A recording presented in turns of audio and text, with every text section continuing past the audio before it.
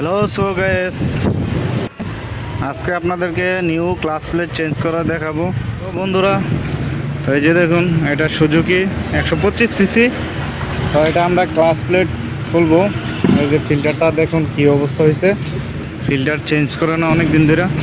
তো আপনারা অবশ্যই ফিল্টার 2 থেকে 3টার মাথার মোবিল চেঞ্জ করার সাথে সাথে ফিল্টার চেঞ্জ করে ফেলবেন, তো গাড়ি ভালো থাকবো, ইঞ্জিন অয়েল ছাপাই সুন্দর হবে। তো বিকজ এই যে দেখুন ক্লাস প্লেট কী অবস্থা হয়েছে, তো অনেক জ্বলে গেছে গা ক্লাস প্লেটের অবস্থাটা দেখুন। তো আমরা এক সেট অরিজিনাল ক্লাস প্লেট নিলাম, ভালো মোবিল দিয়ে সুন্দরভাবে এটা ফিট করব ক্লাস প্লেটটা, যাতে কোনো সমস্যা না হয়। বিয়ারিং ওয়াশার টোয়াশ সব কিছু দেখে তারপর ফিট করব, যাতে কোনো সমস্যা না হয়।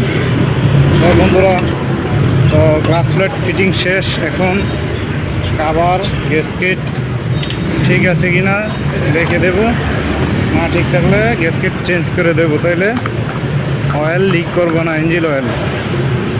তো এই যে দেখুন নতুন ফিল্টার নিলাম, একদম ভালো। তো ফিল্টারটা ফিট করতেছি, তারপরে আপনারা ক্লাসের তার সব কিছু চেক করে দিবেন, তাইলে ক্লাস একদম ইজি হবে। তবে সামনে যে নতুন ভিডিও দিতে পারে আমার সাথেই থাকবেন। সবাই ভালো থাকবেন, সুস্থ থাকবেন। আল্লাহ হাফেজ।